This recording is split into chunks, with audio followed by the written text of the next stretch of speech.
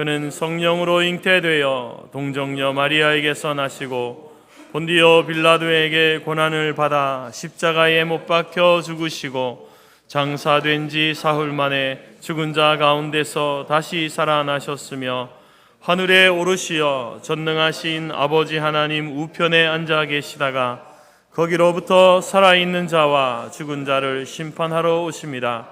나는 성령을 믿으며 거룩한 공교회와 성도의 교제와 죄를 용서받는 것과 몸의 부활과 영생을 믿습니다. 아멘.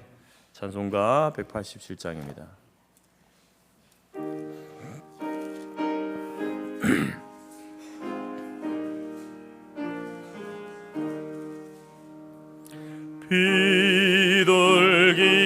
비둘기같이 온유한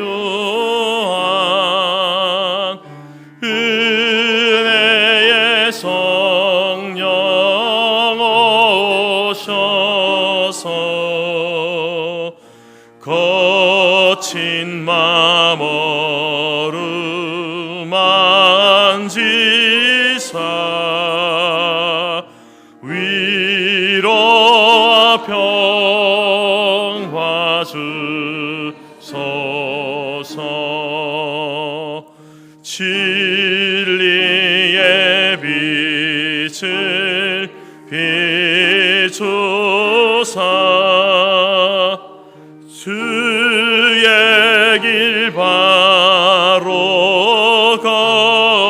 걸으며 주님을 옆에 모시고 경건히 살게 하소서. 주님과 동행하면서 거룩한 길로 행하며 진리의 예수 붙잡고 길 잃지 않게 하소서. 연약한 나를 도우사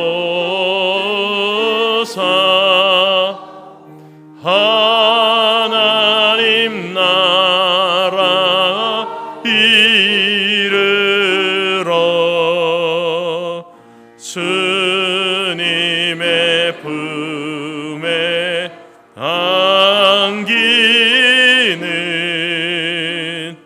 영원한 안식 주소서.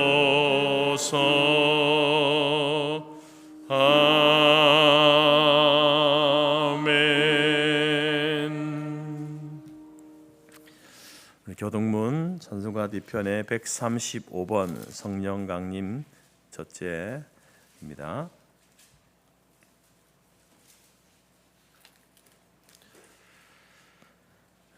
그의 위에 여호와의 영 곧 지혜와 총명의 영이요 모략과 재능의 영이요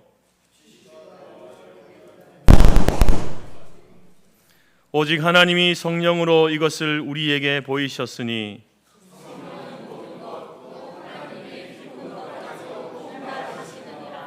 내가 아버지께 구하겠으니 그가 또 다른 보혜사를 너희에게 주사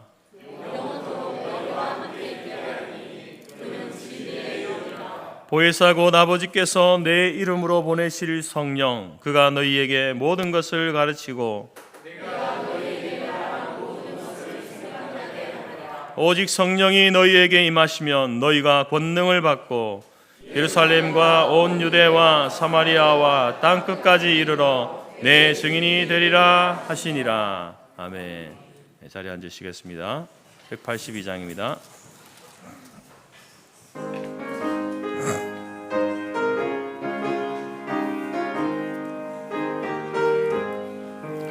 강물같이 흐르는 기쁨 성령 가림함이라.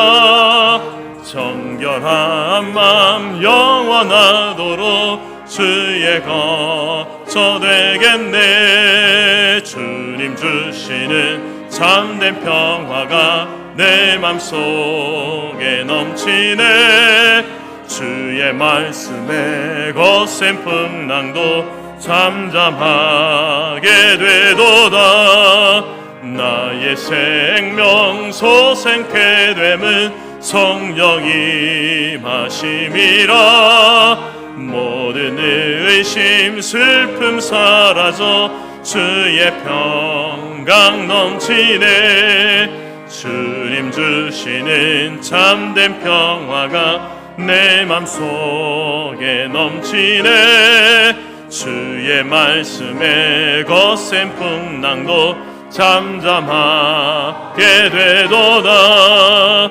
하늘에서 단비 내리고 햇빛 찬란함같이 우리 마음에 성령이 많이 주님 보내심이라. 주님 주시는 참된 평화가 내 맘속에 넘치네. 주의 말씀에 거센 풍랑도 잠잠하게 되도다.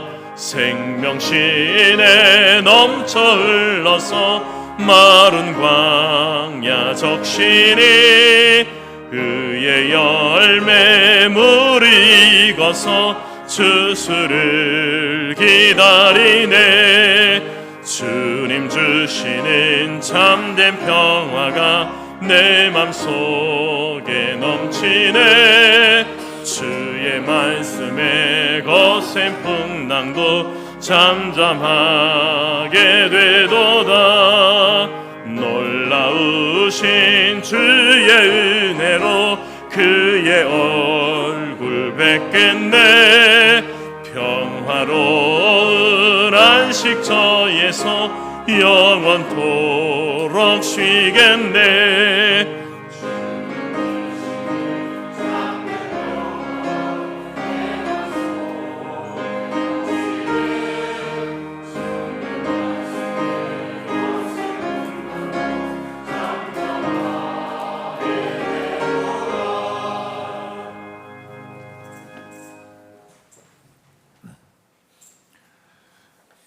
아버지 하나님,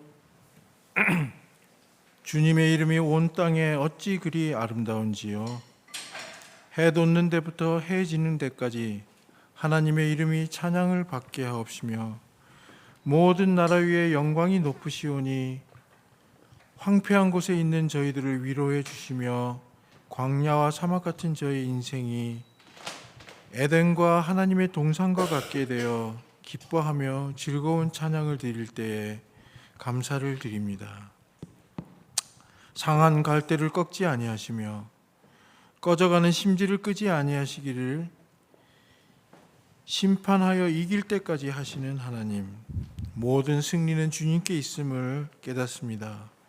어떤 환난과 어려움이 있을지라도 주님께서 동행해 주심을 믿을 때 넉넉히 이기게 하옵소서. 하나님이 동행해 주시면 누가 우리를 대적하리요. 주께 힘을 얻고 그 마음에 시온에 데려가 있는 자는 복이 있나이다. 그들이 눈물 골짜기로 지나갈 때에 그곳에 많은 샘이 있을 것이며 이른 비가 복을 채워주시나이다. 그들은 힘을 얻고 더 얻어 나아가 시온에서 하나님 앞에 각기 나타나리이다라고 시편은 노래했습니다.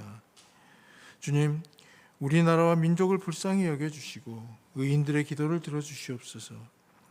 위정자와 백성이 하나님을 경외하기를 원하오니 긍휼을 베풀어 주시옵고 정신과 가치관이 흔들리는 이 세대에 이단과 사이비들을 물리치고 진정한 자유를 누리는 선진국으로 도약하게 하옵소서.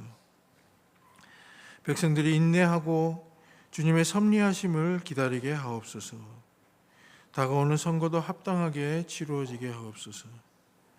또한 저희 교단과 교회를 위해 기도합니다. 진리의 재단을 쌓을 수 있도록 하시며 저희 교회에 큰 기회를 허락하여 주셨으니 크신 사랑과 축복을 깨닫고 감사하고 감격하는 마음으로 저희에게 주어진 사명을 감당하도록 하옵소서.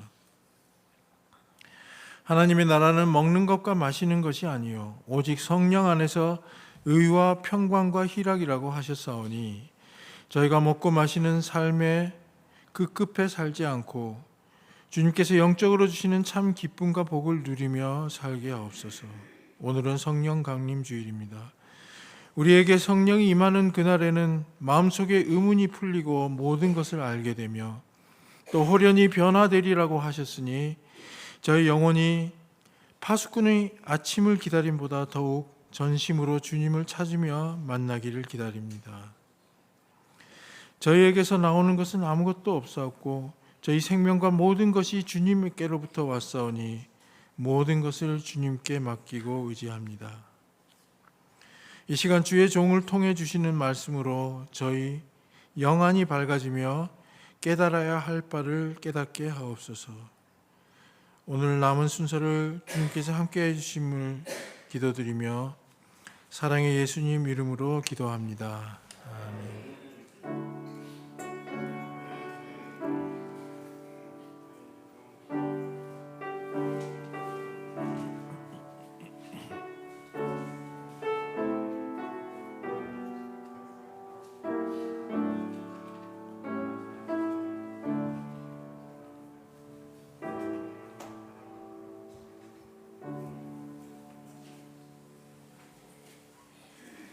교회 소식입니다. 하나님은 영이시니 예배하는 자가 영과 진리로 예배할지니라. 주님의 이름으로 환영하고 축복합니다. 서로 인사하십시다. 성도님 너무 보고 싶었어요. 주중에 가끔 연락하고 지내십시다. 네. 네. 네. 5월은 가정의 달입니다. 하나님께서 친히 만드신 공동체는 교회와 가정입니다. 성경적 가치 위에 교회와 가정을 세워갑시다. 오늘은 부부주일입니다. 부부는 말씀 위에서 가정 믿음의 자녀로의 양육, 가정의 작은 천국화를 위해 부름받은 하나님의 대리자이며 동역자입니다. 사랑과 신뢰로 가정을 지키고 책임을 감당하는 부부가 됩시다. 오늘은 또 성령 강림 주일이기도 합니다. 마가의 다락방에서 기도하던 120명의 성도들에게 약속하신 성령이 임하신 날입니다. 그 성령님께서 지금도 여기에 우리 안에 함께 하십니다.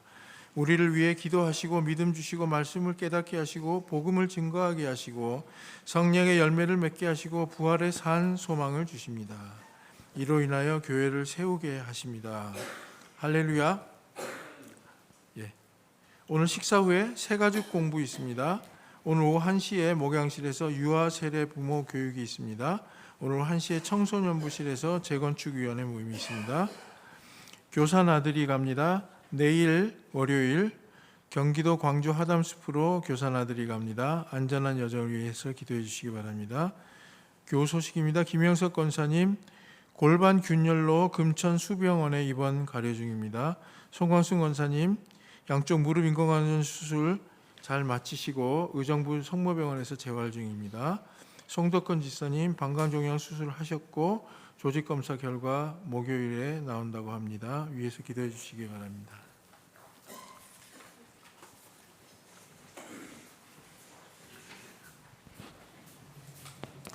찬송 317장 찬양하면서 준비한 예물 드리겠습니다.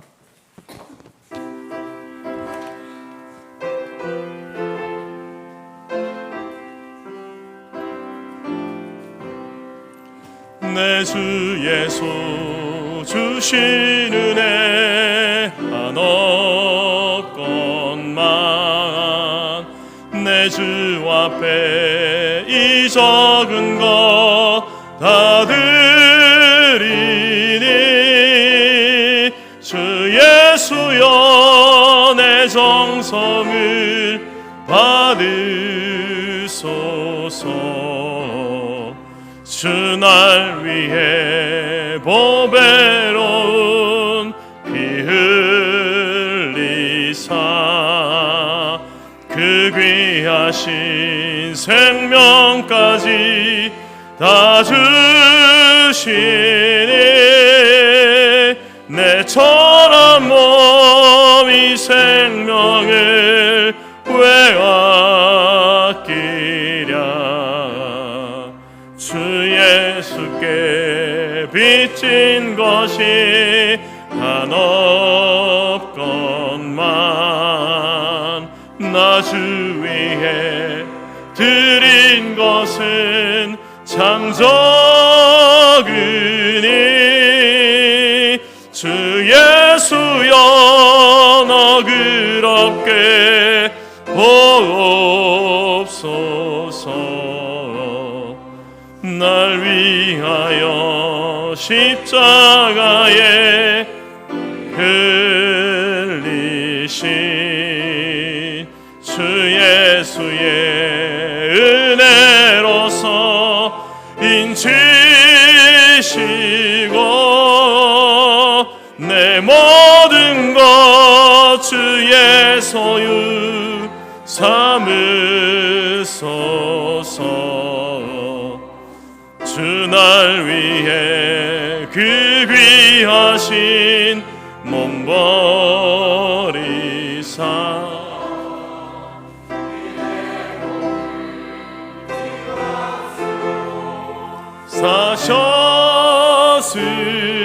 사셨으니 내 생명도 주 예수께 바칩니다.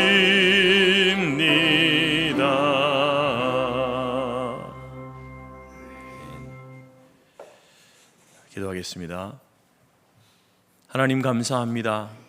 지금도 살아계시고 우리 삶 가운데 역사하셔서 우리를 도우시고 인도하시는 하나님, 지난 한 주간의 우리의 삶 가운데도 우리를 홀로 버려두지 아니하시고 세미한 음성으로 말씀하시고 모든 삶의 요소마다 함께 해주시고 간섭하여 주셔서 또 한 주간을 하나님 우리가 성공적으로 살아오게 하신 것 감사합니다.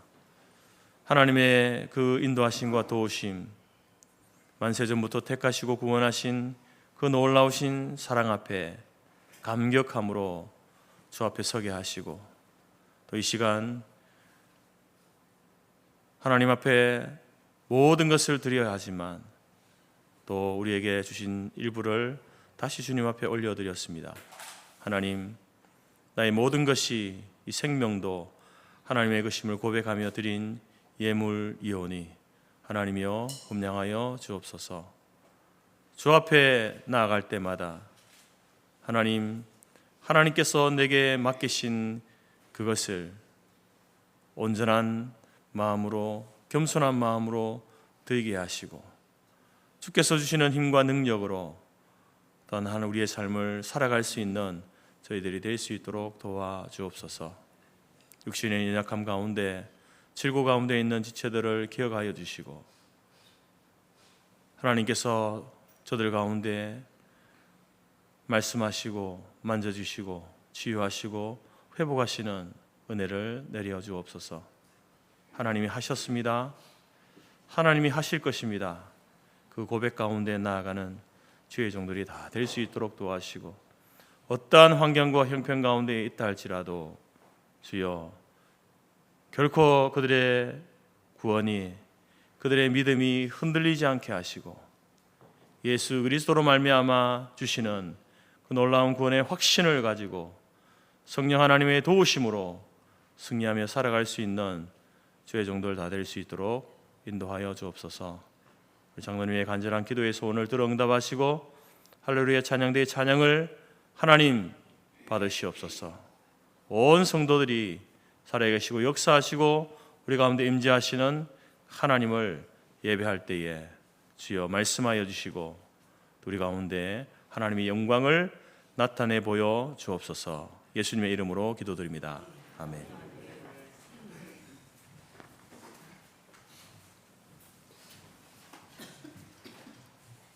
하나님이 우리에게 주신 말씀은 창세기 45장 1절에서 8절까지이며 구약 72페이지입니다. 앞 화면에도 있습니다.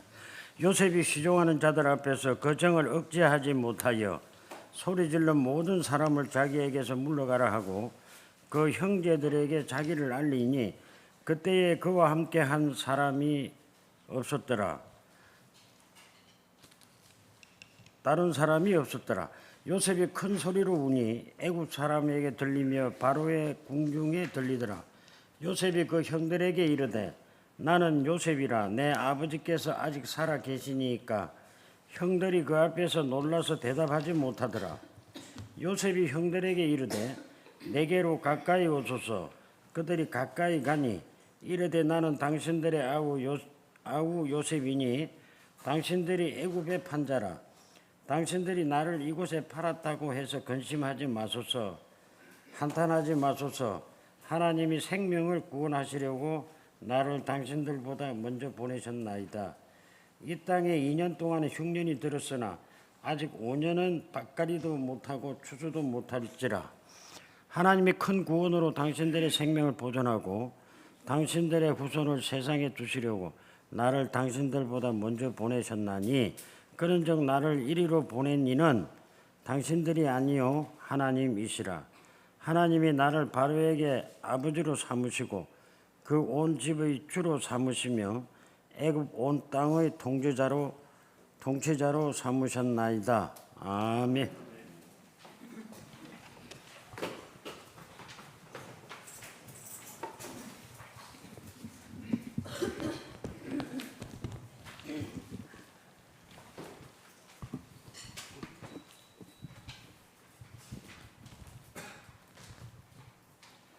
오직 성령이 너희에게 임하시면 너희가 권능을 받고 예루살렘과 온 유대와 사마리아와 땅끝까지 이르러 내 증인이 되리라. 이 말씀을 마치시고 그들이 보는 데 올려져 가시니 구름이 그를 가리어 보이지 않게 하더라. 올라가실 때에 제자들이 자세히 하늘을 쳐다보고 있는데 흰옷 입은 두 사람이 그들 곁에 서서 이르되 갈릴리 사람들아, 어찌하여 서서 하늘을 쳐다보느냐? 너희 가운데서 하늘로 올려지신 이 예수는 하늘로 가심을 본 그대로 오시리라.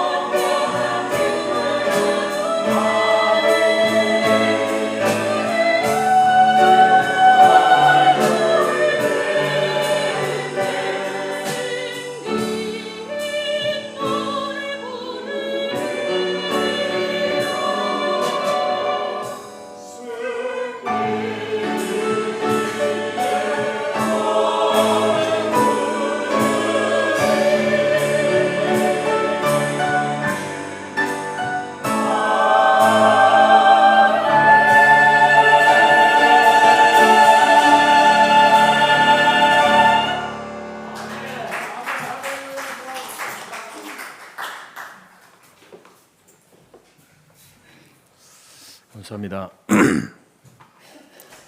오늘은 우리 가정의 달 부부 주일이고 또 성령 강림절입니다. 그렇지만 뭐 주제와 상관없이 또 우리 창세기 말씀을 묵상하고 있기 때문에 창세기 말씀으로 함께 말씀을 나누고자 합니다. 요즘 이제 우리 금요일 사랑방 목장 저희 교회 70세 이상 되시는 분들이 매주 금요일마다 모여서 예배를 드립니다. 예배를 드리면서 하나님에 대해서 이제 성경 공부를 하고 있습니다. 7, 80대가 모이거든요. 그 나이에 무슨 성경 공부를 하냐 이렇게 하실 수 있지만 실제적으로 이제 우리 7, 80대 되시는 분들, 우리 믿음의 부모님들에게 있어서 가장 중요하고 필요한 게 뭐겠습니까? 그것은 다른 것보다도 구원의 확신이고 천국의 소망입니다. 근데 우리의 이 구원의 확신과 천국의 소망은 바른 성경적인 지식 위에 세워져야 하는 것이죠. 막연한 소망이 아니고요. 자신의 어떤 막연한 확신이 아닙니다. 성경적인 지식 위에 우리의 확신과 소망이 세워져야 하는 것이죠. 요한복음에서는 영생은 유일하신 하나님과 그가 보내신 자 예수 그리스도를 아는 것이 영생이다. 하나님을 알고 예수 그리스도를 아는 것이 영생이라고 이야기합니다. 물론 여기서 안다라는 것은 하나님과의 인격적인 교제, 관계적인 암, 그것을 이야기하지만 그렇다고 해서 하나님에 대해서 지식적으로 아는 것, 이것을 우리가 간과하거나 소홀히 해서는 안 됩니다. 그래서 우리는 이런 이제 설교를 통해서도 그렇지만 성경 공부를 통해서 기대하는 바는 우리 나이 드신 사랑방 목장 식구들이 어떤 그들의 현실 앞에서도 흔들리지 않는 믿음, 그리고 구원의 확신을 가지고 살고 또 그들의 앞에 놓여진 그 길이 천국 가는 길이다라는 것을 소망하며 살도록 권면하기 위해서 이런 예배를 통한 성경 공부를 하고 있습니다. 지난 주일에 우리가 공부한 내용은요, 하나님이 하시는 일에 대해서 공부를 했습니다. 우리 사랑방 목장 우리 식구들은 기억이 나시죠? 물어보면 기억이 안 나지만 이야기하면은 기억이 날 겁니다. 하나님이 하시는 일. 여러분들은 하나님이 지금 어떤 일을 하고 계신다라고 알고 있습니까? 하나님은 지금도 일하고 계시거든요. 어떤 일을 하고 계실까요? 하나님이 하시는 일을 시간적인 순서로 이렇게 말씀을 드리면은 이제 창조와 섭리와 구원과 심판, 시간적으로 과거에 하나님이 하셨던 일은요, 창조입니다. 창조. 온 우주 만물을 만드시고 또 우리 인간을 지으신 그 일을 하셨고, 또 지금 하고 있는 일은 뭐겠습니까? 그것을 우리는 하나님의 섭리, 하나님이 역사하시고 다스리신다 이렇게 말하고 있고요. 그리고 하나님이 하실 일은 이제 구원과 심판, 마지막 날에 되어질 온전한 우리의 구원과 영원한 심판이 이제 남아있다 이렇게 말씀할 수 있습니다. 그래서 우리는 성도들은요, 하나님이 과거에 우리 가운데 하셨던 그 일을 찬송해야 합니다. 예배가 그런 목적 중에 하나 아니겠습니까? 하나님 우리 가운데 행하신 일을 높이고 찬송하는, 송축하는 일이 예배입니다. 그리고 또 하나님이 하시는 일에 대해서는 우리가 신뢰해야 되죠. 믿어야 합니다. 하나님이 이 일을 하고 계시는구나 확신하고 믿어야 하는 것이고, 마지막으로 하나님이 하실 일에 대해서는 우리가 소망을 가지고 살아야 되는 것입니다. 오늘 설교의 주제는 이제 섭리, 하나님의 섭리를 믿을 때, 섭리는 지금 하나님이 하고 계신 일이잖아요. 하나님이 하시는 일, 이 섭리에 대한 내용입니다. 섭리는 다른 말로 다스린다, 인도하신다, 또는 간섭하신다, 관여하신다, 이런 의미입니다. 하나님께서는 과거에 창조하신 모든 것들을 다스리십니다. 창조해 놓고 만들어 놓고 관심 없이 이렇게 두시는 것이 아니라 다스려 가시죠. 아주 섬세하게 세세히 다스려 가십니다. 우리의 신앙고백서인 웨스트민스터 신앙고백서 5장에 보게 되면 이 섭리에 대한 내용을 다루고 있는데 1항의 내용 중에 하나님의 그 다스림에 대해서 이렇게 이야기합니다. 하나님의 다스림은 가장 큰 것에서부터 가장 작은 것까지 다스리신다. 여러분이 생각할 때 가장 큰 것은 뭐겠습니까? 우주 만물이죠. 우주. 크기를 가늠할 수 없는 우주. 하나님께서는 이 우주도 지금도 다스려 가고 있습니다. 그리고 또 하나는 이제 한 나라의 흥망이죠. 그것을 우리는 크다라고 할 수 있습니다. 그래서 성경의 그 역사를 보게 되어지면은 이제 이 성경에 등장하는 이스라엘을 중심으로 등장하는 나라들이 있지 않습니까? 시대마다 등장하는 나라들. 우리는 성경에서도 그 나라의 역사를 배우지만 일반 역사 속에서도 등장하는 나라들입니다.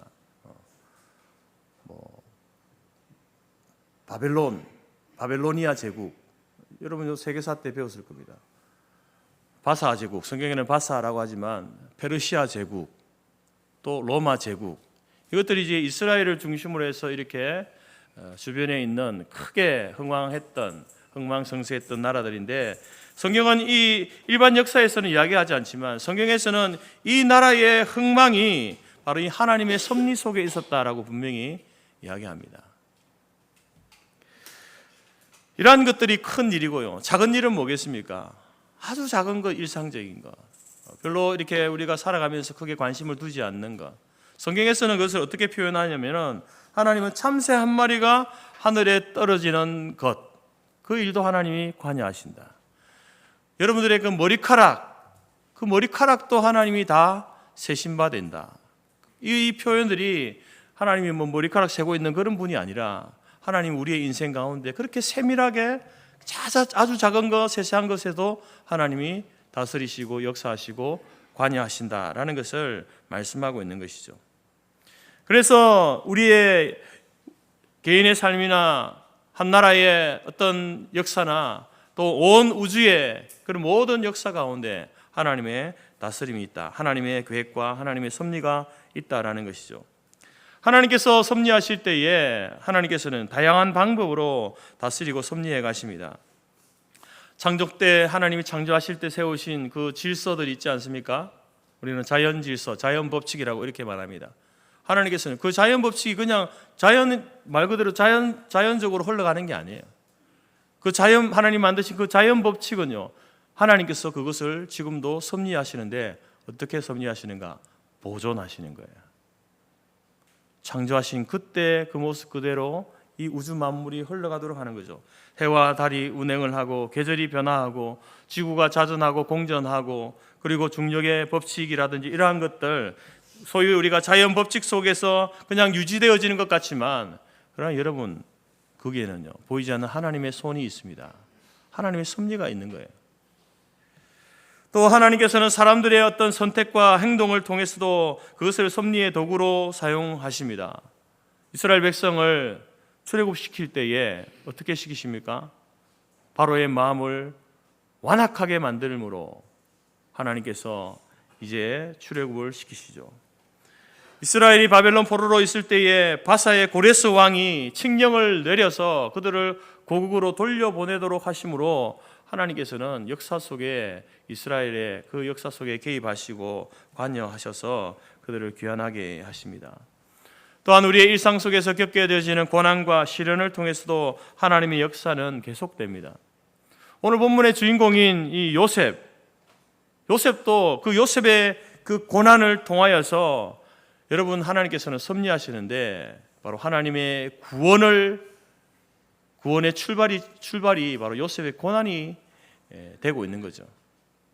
성경에 보면 욥기서에 보면 욥이 알 수 없는 고난을 당하지 않습니까? 그 고난을 통해서 하나님이 섭리하시는데 그것을 통해서 하나님의 주권과 하나님의 신실하심을 하나님께서는 드러내시는데 욥의 고난을 사용하시는 거예요. 도구로 사용하시는 겁니다.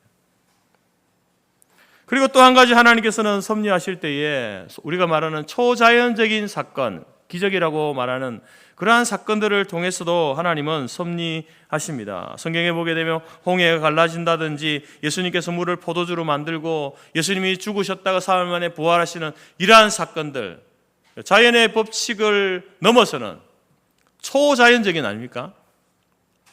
초자연적인 사건을 통해서 하나님께서는 바로 우리 가운데에 역사하고 있다, 섭리하고 계시다라는 것을 성경은 우리에게 증거하고 있습니다.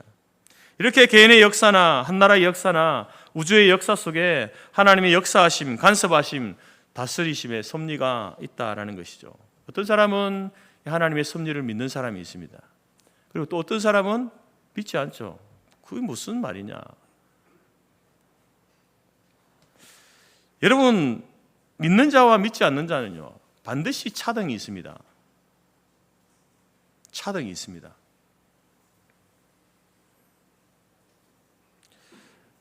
물론 마지막 때 천국과 지옥으로 나누어지는 그러한 차등이 있겠지만 현재에도요, 차등이 있습니다. 만약에 여러분 우리는 하나님의 섭리를 믿고 살아가는데 섭리를 믿는 사람이나 믿지 않는 사람이나 똑같다고 한다면 뭐 섭리를 믿을 이유가 있습니까? 분명히 여러분 하나님의 섭리를 믿을 때에 그 믿는 자에게 주시는 유익이 있는 거예요. 영적인 유익이 있는 겁니다. 하나님께서 왜 이런 믿음을 우리에게 요구하십니까? 유익이 있으니까 믿으라는 거예요. 그래서 우리는 이 시간 오늘 요셉의 인생 속에 섭리하시는 하나님의 역사를 보면서 우리가 하나님의 섭리를 믿을 때에 우리에게 주어지는 영적인 유익이 무엇인가 하는 것을 말씀을 통해서 함께 나누기를 원합니다. 하나님의 섭리를 믿어갈 때에 저와 여러분에게 주어지는 유익, 첫 번째 유익은요, 현재를 견디게 한다는 거예요. 현재를 견디게 한다. 다른 말로 고난을 견디게 한다는 거죠. 하나님의 섭리를 믿을 때에 고난을 견딜 수 있는 겁니다. 인내할 수 있는 겁니다. 여러분, 요셉의 인생의 불행은 어디서부터 시작되는가?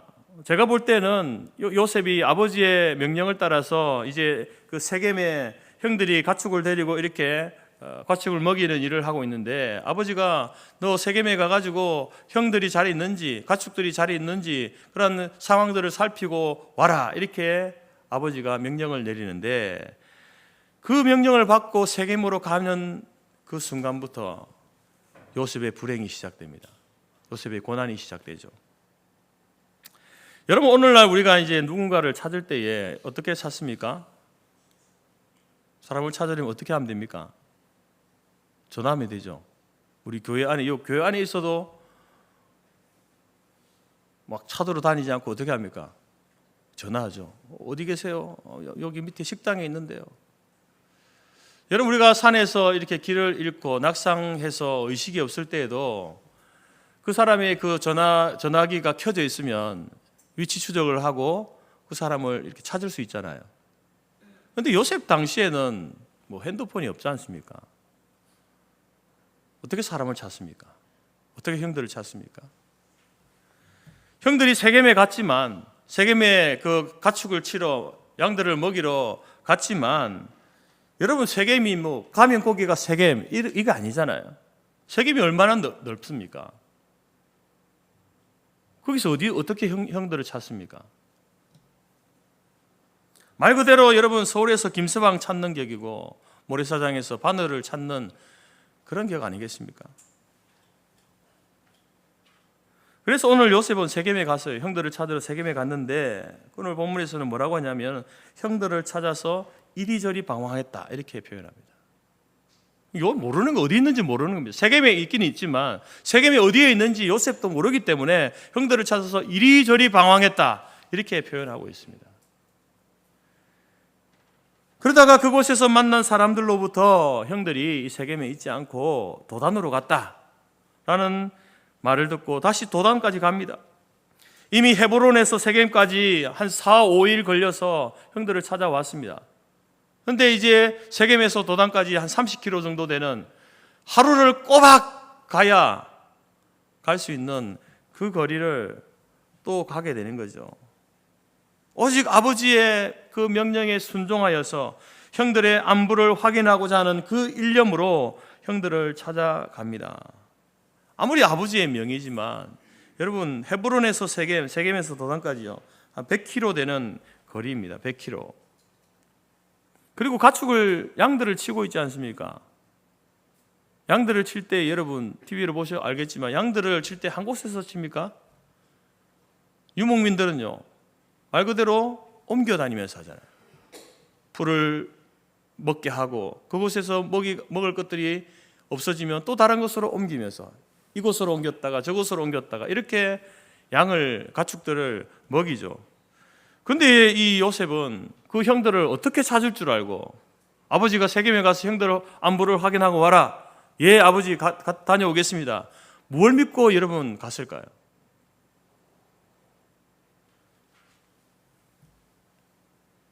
예전에 아브라함이 자기 아들 이삭의 아내를 구할 때에 종을 보내죠. 종을 하란으로 보냅니다. 800km 되는 거리예요. 그 거리를 보내면서 이제 가족 중에 친족 중에서 이삭의 아내를 구하라 이렇게 보내게 되어집니다. 그때도 보면요, 그 종 엘리에셀이라고 우리가 알고 있는데 엘리에셀이 기꺼이 그 길을 떠납니다. 야, 너 하란에 가가지고 우리 친족 중에 내 아들 이삭의 아내를 네가 구해와라.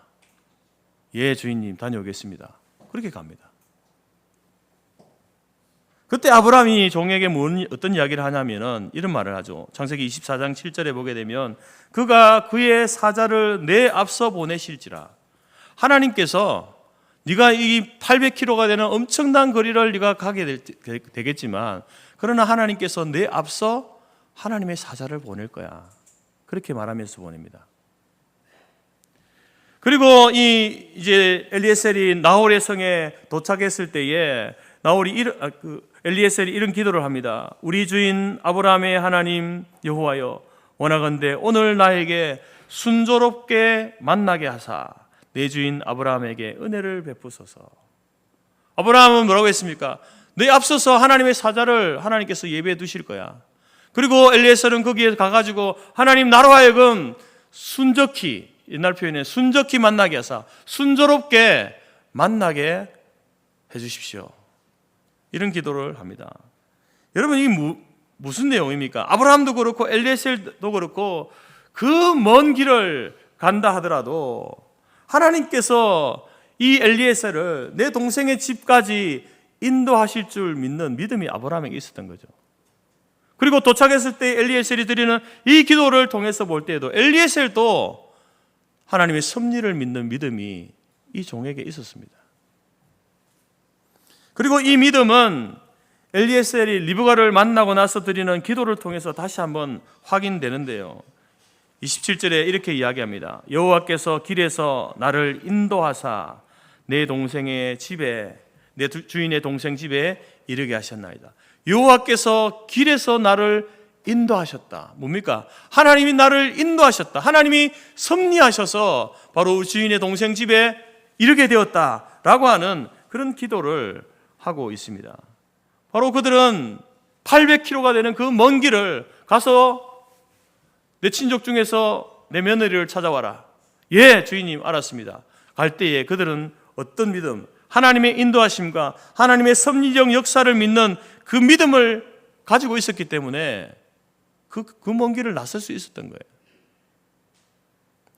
야곱이 여러분 하란으로 갈 때에도 베델에서 하나님이 만나 주시잖아요. 만나 주시면서 그때 주신 믿음이 뭐냐면은 하나님의 섭리의 약속을 믿는 믿음을 주셨어요. 내가 너와 함께 하겠다. 내가 너를 다시 가나안 땅으로 돌아올 수 있도록 하겠다. 이 약속을 하나님 주시죠. 아, 나 혼자 가는 게 아니구나. 하나님이 나와 함께 하시는, 하나님이 나를 인도하시는구나 하는 그 섭리에 대한 믿음을 하나님께서 약속하시는 거예요. 이처럼 요셉도 여러분 이 세겜에 대한 아무 정보도 없이 그 먼 길을 떠납니다. 얼마나 막막하고 어려운 일이겠습니까? 그런데 여러분, 요셉이 그 길을 갈 수 있었던 이유가 뭐겠습니까? 그것은 바로 아브라함이 그랬고 야곱이 그렇고 그랬던 것처럼 분명히 내가 가는 이 길에, 아버지의 명령을 받아서 가는 이 길에 분명히 하나님의 인도하심이 있다. 그리고 하나님께서 형들을 만나게 하시는 섭리가 있을 것이다 라는 이 믿음이 있었기 때문에 여러분 아버지의 그 명령에 순종할 수 있는 거예요. 그리고 요셉은 도단에서부터 이제 그 인생이 꼬이기 시작합니다. 알 수 없는 고난의 연속, 억울함의 연속이 시작되어집니다. 그 세월이요, 장장 22년이 흘러가는 거예요.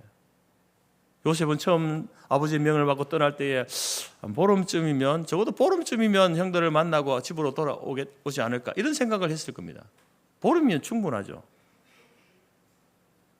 근데 그 세월이 22년이 되는 거예요. 22년이 흘러가고. 요셉은 이 시간을, 이 긴 시간을 어떻게 견뎌내었을까? 어떻게 견뎌내었을까? 여러분, 다른 것으로 설명될 수 없어요. 아무리 성경을 찾아봐도 그에 대한 설명은 없습니다. 설명될 수 있는 게 없습니다. 오직 하나, 그가 집을 떠나올 때에 가졌던 그 믿음, 하나님의 섭리에 대한 믿음, 하나님께서 자신이 그토록 찾았던 그 형들을 하나님이 만나도록 인도하실 것이다 라고 하는 그 믿음, 그 믿음이 여러분 요셉에게 계속 유지되고 있었습니다. 보디발의 집에서 여러분 노예로서 일을 할 때에도 그가 모든 일을 죽게 하듯 한 이유가 뭐겠습니까? 하나님의 섭리를 믿는 믿음 때문에 그래요. 하나님이 그와 함께 하셨다라고 성경은 표현하지만 다른 말로 하나님의 섭리를 믿는 믿음이 요셉에게 있었던 거예요. 여러분, 보디발의 아내의 유혹을 이길 수 있었던 것도 바로 요셉은요, 하나님의 섭리를 믿는 믿음이 있었기 때문에 그것을 이겨낼 수 있었습니다. 억울한 누명을 쓰고 감옥에 갇힐 때에도, 그리고 그곳에서 잊혀진 존재로 2년을 지날 때에도 견딜 수 있었던 것은 하나님의 섭리를 믿는 믿음 때문이었습니다. 어떤 섭리적인 믿음이었을까요? 바로 하나님께서 나를 형들에게로 인도하실 것이다, 하나님께서 나를 형들을 만나게 해주실 것이다 하는 그러한 믿음이었습니다. 도단에서 형들을 만났죠. 근데 그 형들은요, 그가 알던 형들이 아니었습니다. 물론 그 헤브론에 있을 때 좀 사실 철없는 요셉 그 행동 때문에 미움을 사기는 했지만, 그러나 이 정도는 아니었거든요. 그 형들과, 그 헤브론에서의 형들과 지금 도단에서의 형들의 모습은 전혀 딴판이잖아요. 전혀 다른 사람인 거예요. 요셉을 죽이려고 하고 노예를 팔았던 형들은 아버지가 만나라고 보냈던, 요셉이 만나기 위해 갔던 그 형들이 아니었습니다.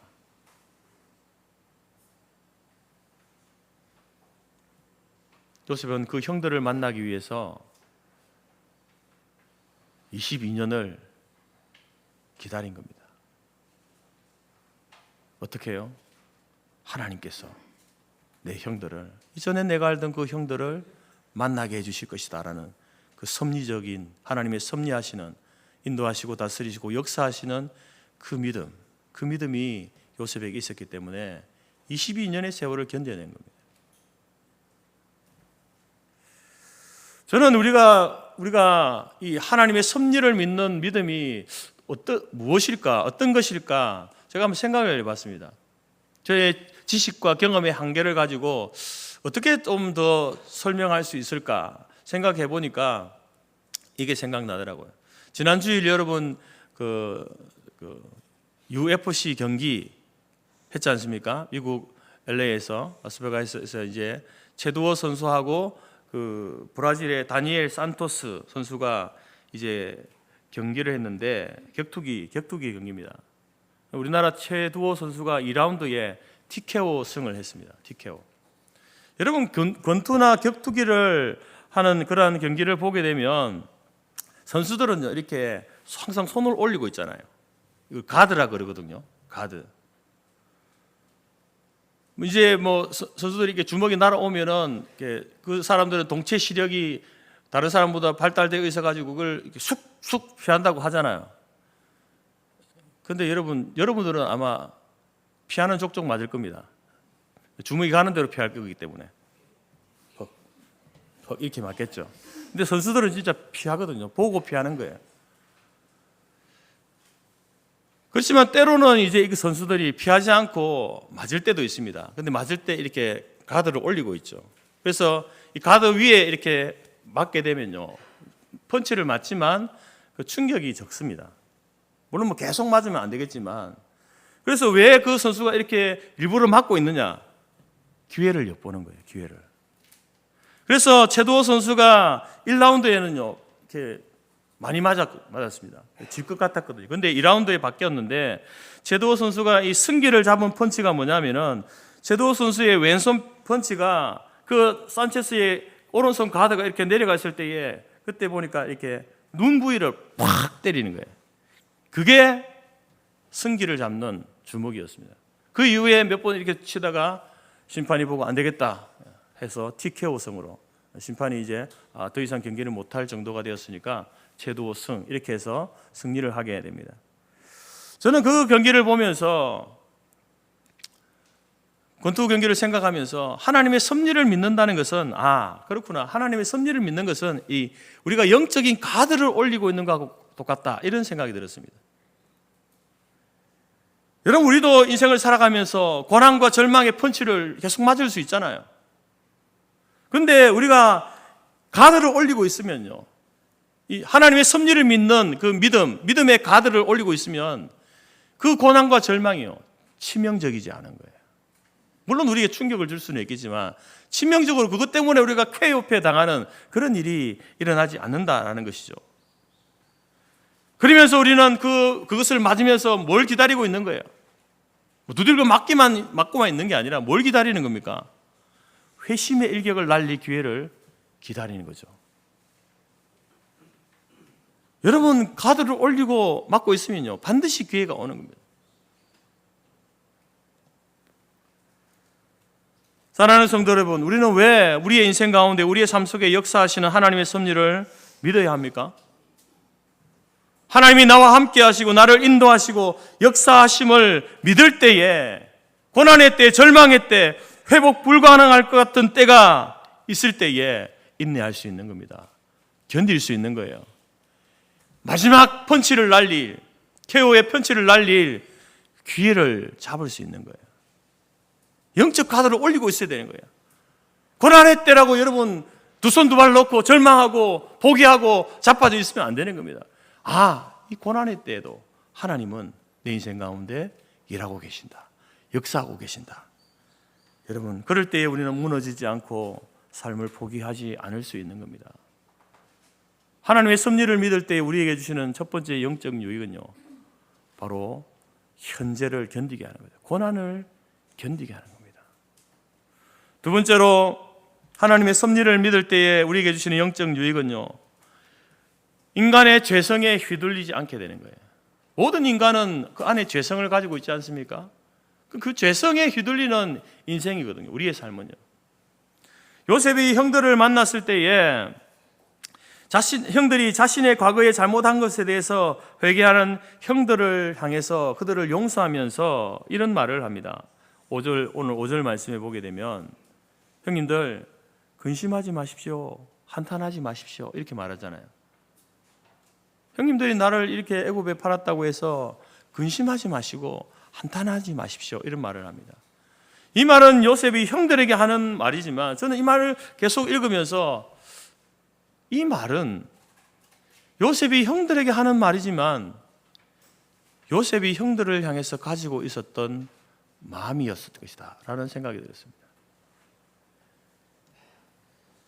요셉이 형들에게 배신당하고 노예로 팔려가면서 요셉이 어떤 마음이었을까요?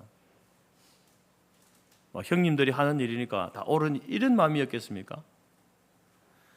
그때 그는 형들을 향한 미움, 혹은 서운함, 분노, 저주 이런 마음이 없었을까요? 성경은 그런 마음을 표현하지 않습니다.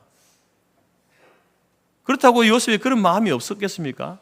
요셉은 여러분 예수님이 아니잖아요. 십자가에 달리면서 하나님 저들의 죄를 용서해, 그런 예수님이 아니지 않습니까? 우리 똑같은 인간인데, 죄성을 가진 인간인데 그런 마음이 없었겠습니까? 아직 철없는 17살 소년인데 그런 마음이 없었을까요?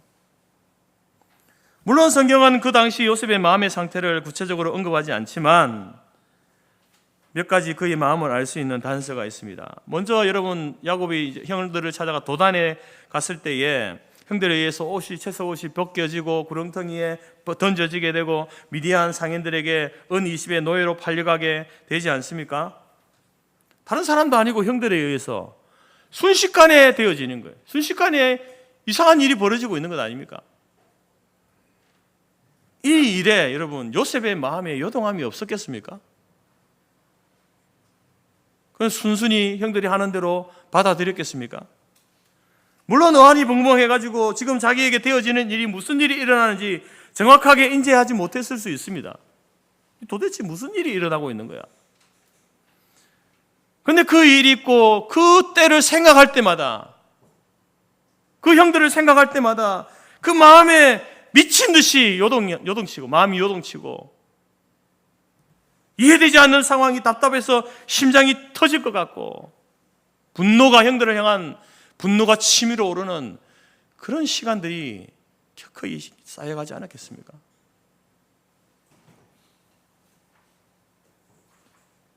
창세기 42장에 보면 요셉이 형들을 만났을 때에 형들이 했던 말을 통해서 그때 요셉의 마음을 어느 정도 알 수 있습니다. 형들이 이런 말을 하잖아요.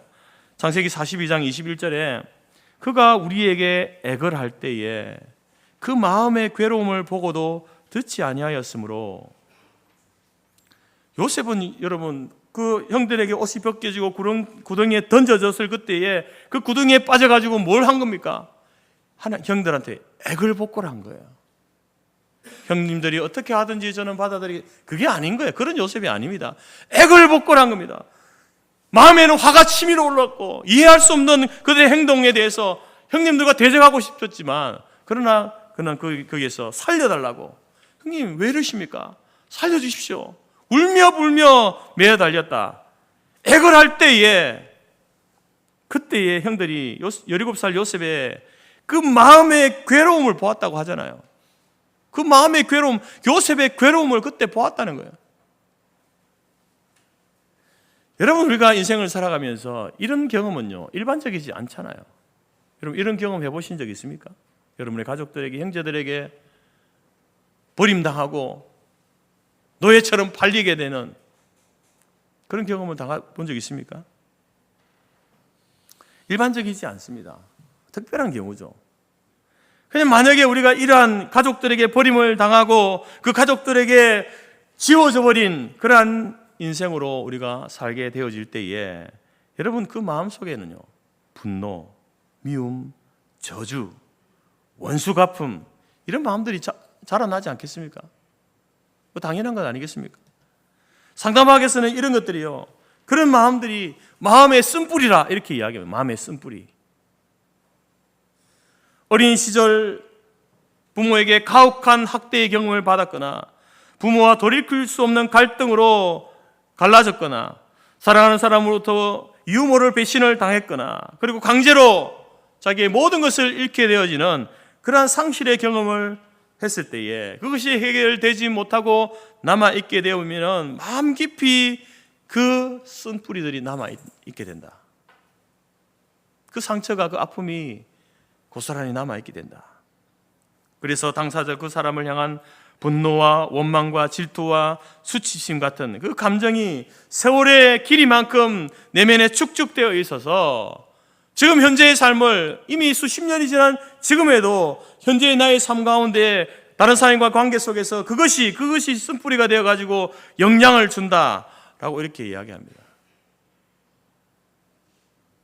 물론 저는 이 상담학에서 이야기하는 이 말에 부분적으로 동의하는 부분이 있지만 전적으로 동의하지는 않습니다. 왜 우리 안에 여러분 그러한 것들이 지금 현재 우리에게 나타날까요? 마음에 쓴뿌리가 남아 있어서 그 표현은 저는 잘못되었다고 생각하는 거예요. 그것은 그 쓴뿌리 때문이 아니라 우리 안에 있는 죄성 때문에 그래요. 우리 안에 있는 죄성이 여러분 분노와 그런 어떤 여러 가지 부정적인 그 마음들을 그런 계속해서 발동시키는 거 아닙니까? 발동시키는 거죠. 자극하는 거죠. 그래서 저는 요셉이 어린 나이에 이런 아픔을 경험하는 것을 통해서 요셉도 형들을 향한 분노, 미움, 저주의 마음이 있었을 겁니다. 없었다면 그거는 인간이 아니죠. 사람이 아니죠.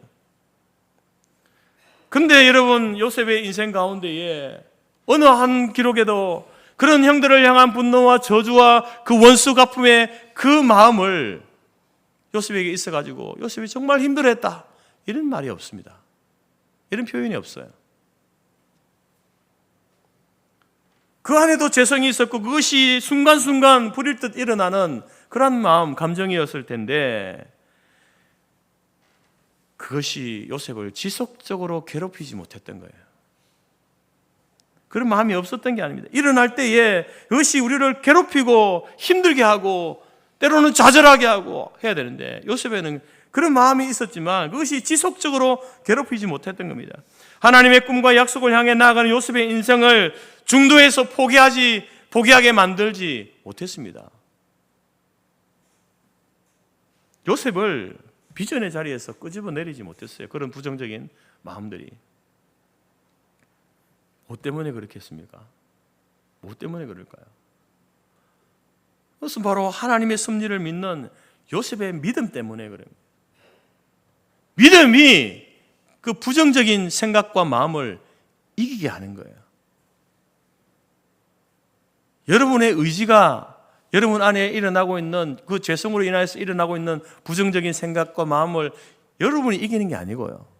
하나님께서 우리에게 주신 믿음, 특별히 요셉에게는 하나님의 섭리를 믿는 믿음, 이 믿음이 순간순간 일어나는 그 부정적인 마음과 저주와 원망과 그 모든 것들을 이기게 하는 거죠.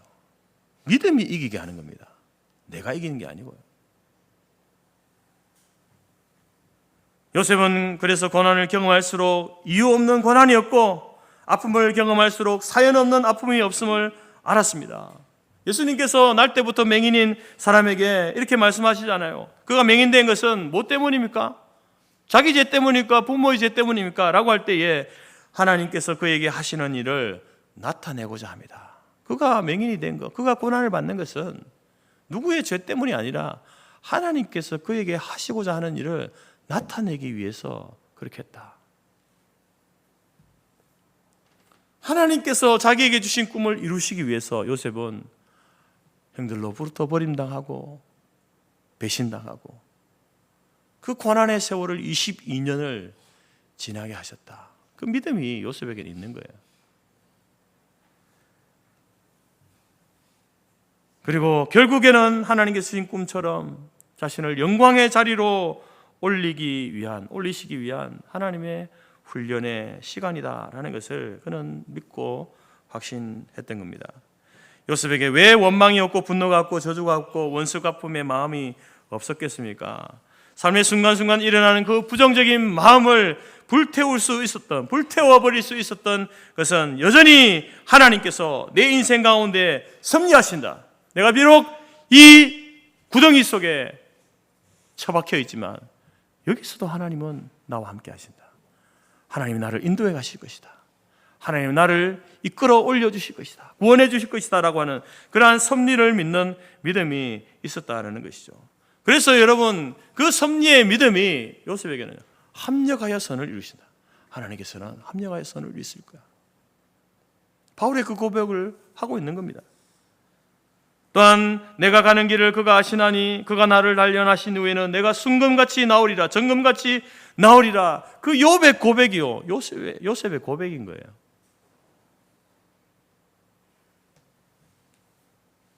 또한 로마서 8장에 현재의 고난은 장차 나타날 영광과 좋게 비교할 수 없다. 내가 지금 고난의 구렁텅이에 빠져 있지만 하나님이 주신 이 꿈은 하나님께서 주신 이 꿈이 성취되고 이루어졌을 때에 내가 누릴 그 영광은 이 고난과는 비교할 수 없는 것이야. 하나님께서는 그렇게 나를 인도하실 거야. 섭리하실 거야. 여러분 이것이 바로 요셉의 고백이었습니다. 믿음이었습니다. 사랑하는 성도 여러분, 우리의 삶에서 경험하는 다양한 상처와 아픔은 우리의 죄성을 자극하고 그 죄성을 발동하게 합니다. 그 죄성이 일하게 만드는 거예요. 하지만 그 상처와 아픔 속에서도 하나님의 섭리를 믿는 믿음이 있다면 그 사람은요, 그 상처가 우리를 아프게 할 수는 있지만 그러나 그것이 우리의 인생을 휘두르지 못하는 거예요. 휘둘리지 않는 겁니다. 오히려 고난을 통해서 우리는 하나님이 하시는 일을 목도하게 될 것이고 고난을 통해서 우리는 정금같이 성숙하게 될 것이고, 고난을 통해서 우리는 하나님의 영광을 미리 앞당겨서 경험케 되는 은혜를 누리게 될 줄로 믿습니다. 하나님의 섭리를 믿을 때에 여러분, 우리는 우리 안에 있는 이 죄성에 휘둘리지 않게 되는 거예요. 그런 영적 유익을 하나님이 주시는 거예요. 그리고 마지막으로 여러분, 하나님의 섭리를 믿을 때에 주시는 영적 유익은 무엇인가? 앞에 두 가지 내용과 더불어서 결론적인 내용입니다. 동일한 같은 내용이라고도 할 수 있습니다. 하나님의 섭리를 믿을 때에 이해할 수 없고 이해되지 않는, 해석되지 않는 인생의 문제들이 해석되어지는 겁니다. 이해할 수 없고 이해되지 않는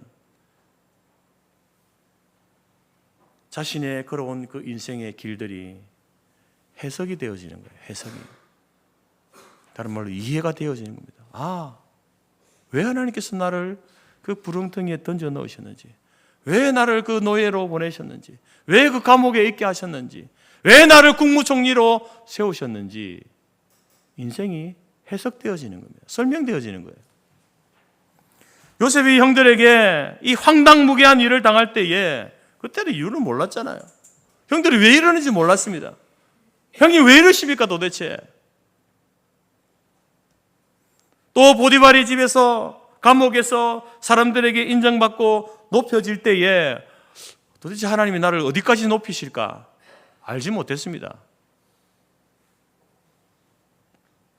그러나 그 답답한 중에서도 요셉은요, 하나님의 섭리를 믿었다라는 것이죠.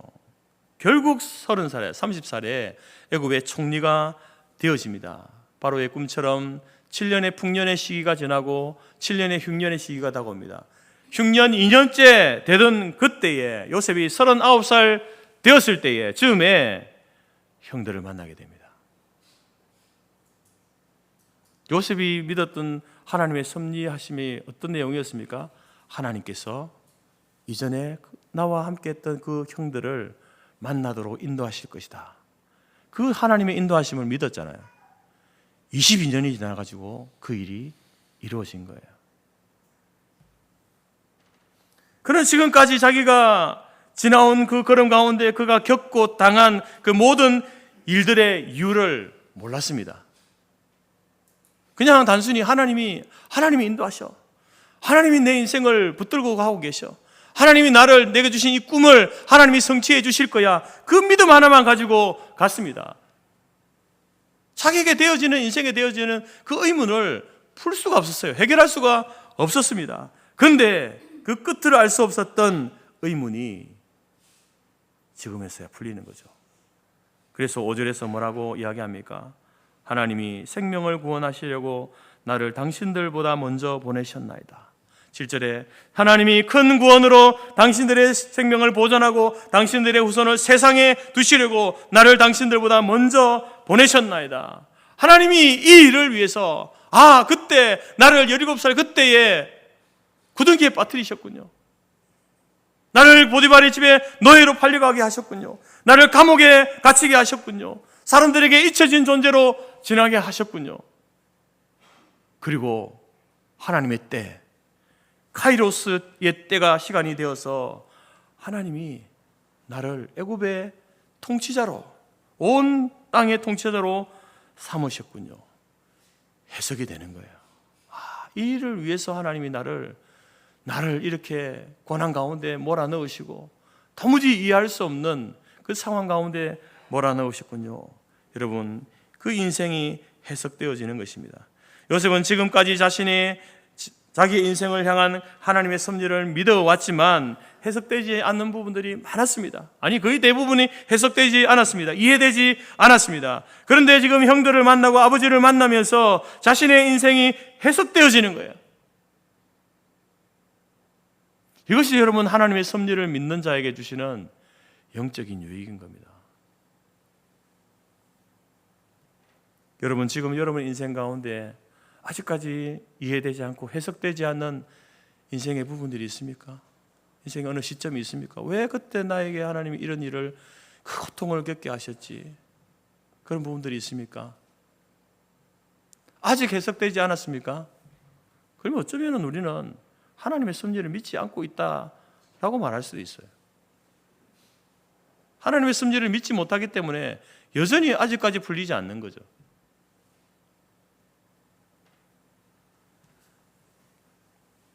아니면 믿고 있지만 나는 하나님의 섭리를 믿어. 하나님의 인도하심, 하나님의 도우심, 하나님의 역사하심을 믿어. 그런데 아직까지 해석되지 않은 부분이 있어. 그것은 뭡니까? 아직 하나님의 때가 오지 않은 거예요. 카이로스의 시간이 오지 않은 겁니다. 그래서 아직까지 희미할 뿐이죠. 그러나 분명히 우리가 하나님의 섭리하심을 믿고 인내하며 나아갈 때에 우리는요, 죄성을 이기게 될 것이고 언젠가 우리의 인생이 해석되어지는 때가 올 겁니다. 그때가 올 겁니다. 우리 가운데 행하신 그 일들이 이해되어지는 그때가 올 줄로 믿습니다. 오래된 찬송이지만 김석균 씨의 이런 노래가 있죠. 고난의 뒤편에 있는 주님이 주실 축복 미리 보면서 감사하세요. 고난의 뒤편에 뭐가 있는 거예요? 하나님이 주실 축복이 있는 거예요. 하나님의 섭리를 믿는 건 뭡니까? 고난을 보는 게 아니에요. 고난을 통과해서 그 뒤편에 있는 하나님이 주실 그 복을 바라보는 것이 하나님의 섭리를 믿는 믿음이죠. 그래서 우리는 지금 현재 고난 가운데 있습니다. 고난의 터널을 지나고 있습니다. 저기 빛이 보이면은 그래서 소망을 가지던데 빛이 안 보여요. 그런 터널을 지나고 있는 거예요. 그러나 우리는 무엇을 봐야 됩니까? 무엇을 봐야 됩니까? 고난의 뒤편에 있는 주님이 주실 그 축복. 모세가 여러분 호렙산에서 죽지 않습니까? 호렙산에 가면요, 거기에서는 가나안 땅이 다 안 보입니다. 근데 거기에서 뭘 보고 죽었습니까? 약속의 땅을 바라보고 죽잖아요. 지금 비록 죽지만 그러나 하나님께서 나를 저 약속의 땅으로 인도하실 거야. 그 믿음이 모세에게 있었습니다. 그처럼 우리에게도 지금 아직 여전히 우리는 해석되지 않고 이해되지 않는 인생의 문제 속에 있지만 내가 하나님의 섭리를 믿고 나아갈 때에 하나님께서는 우리를 바로 고난의 뒤편에 있는 그 복의 자리로 우리를 인도하실 것이다 라고 하는 이 믿음을 가지고 나아가게 되면, 그리고 그 자리에 섰을 때에 그때는 우리는 선명하게 내 인생에 지나온 과거들이 다 해석되어지고 이해되어지고 설명할 수 있는 거죠. 그때 여러분들이 사람들에게 간증할 수 있는 거예요. 하나님께서 이렇게 하셨어. 이 자리에서 간증할 수 있고 개인의 소그룹 모임에서도 간증할 수 있겠죠. 하나님이 이렇게 하셨어. 하나님이 내 가운데, 나의 인생 가운데 이렇게 섭리하셨어라고 할 수 있게 될 줄로 믿습니다. 사랑하는 성도 여러분, 하나님께서 여러분의 인생 가운데 지금도 섭리하고 계심을 믿으시기 바랍니다. 여러분 인생을 인도하시고 다스려 가시는 하나님이십니다. 그 섭리하심을 믿을 때에 여러분의 현재의 고난을 견디게 되는 거예요. 견딜 수 있는 겁니다. 고난이 사라지는 것이 아니라 견디게 하시는 힘을 주시는 거예요. 하나님의 섭리를 믿을 때에 우리 안에 불현듯 일어나는 그 죄성에 휘둘리지 않게 됩니다. 하나님의 섭리를 믿을 때에 여러분 인생에 풀리지 않았던, 해석되지 않았던 문제들이 풀리고 해석되어지는 그러한 영적 유익이 우리 가운데 있을 줄 믿습니다. 이번 한 주간을 살아가면서 하나님의 섭리를 믿고 여러분 오늘 이 말씀처럼 이러한 세 가지 영적 유익을 누리는 저와 여러분의 삶이 되어지기를 주님의 이름으로 축복합니다. 기도하겠습니다. 하나님 감사합니다. 하나님, 우리는 무지하여서 눈과 귀가 가려지고 막혀 있어서 하나님의 우리를 향하신 그 뜻, 계획, 섭리를 깨닫지 못할 때가 많습니다. 그렇기 때문에 매일매일 순간순간 말씀을 묵상하며 나아갑니다. 말씀을 묵상할 때에 하나님이 나와 함께 하시며 동행하시며 인도하시며 다스리심을 믿는 믿음을 주옵소서. 그 믿음 가지고 나아갈 때에 현재의 고난을 넉넉히 견디게 하시고 우리 안에 일어나는 그 죄성을 이기게 하시며 또한 우리 인생에 풀리지 않는 인생의 문제들이 해석되어지는, 해결되어지는, 이해되어지는 놀라운 은혜를 허락하여 주옵소서. 예수님의 이름으로 기도드립니다. 아멘. 찬송가 406장입니다.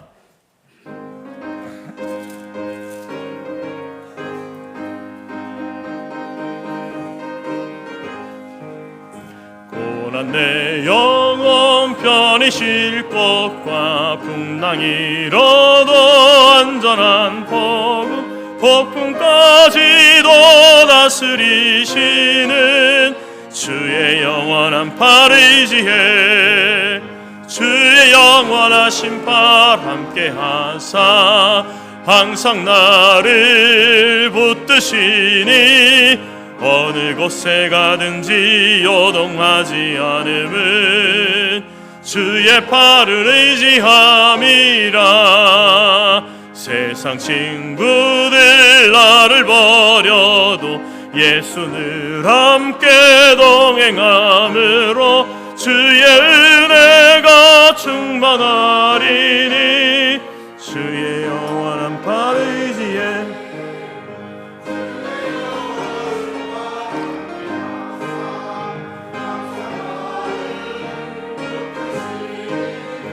어느 곳에 요동하지 않음은 주의 팔을 의지함이라. 나의 믿음이 연약해져도 미리 예비한 힘을 주시며 위태할 때도 안보하시는 주의 영원한 팔을 의지해 주의 영원하신 팔 함께 하사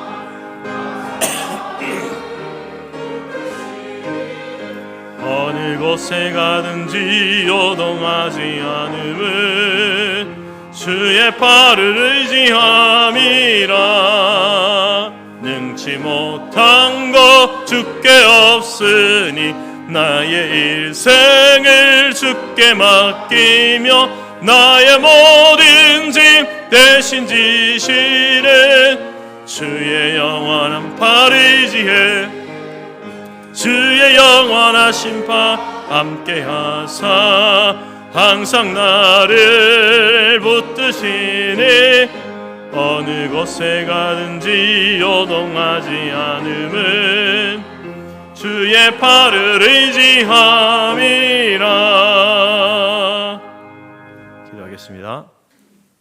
지금은 우리 주 예수 그리스도의 은혜와 하나님 아버지의 크신 사랑과 성령의 교제 교통 충만케 하신 은혜가 인생의 길을 걸어갈 때에 하나님이 나와 함께 하시고 인도하시고 동행하시고 다스리심을 믿는 섭리적 믿음을 가지고 현재의 고난을 견디며 우리의 죄성을 이기고 우리의 인생의 그 문제들이 해석되어지는 놀라운 영적 유익을 누리며 살기로 마음에 소원하고 작정하는 모든 주의 성도들 머리 위에와 그들의 가정과 기업과 자녀와 우리가 속한 성터교회와 재건재단 위에 지금부터 영원토록 함께 있을지어다.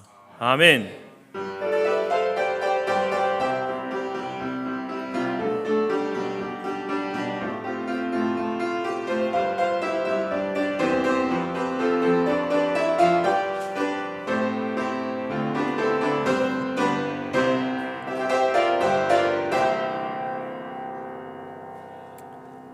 예배를 마쳤습니다. 내려가셔서 식사교제 나눠주시기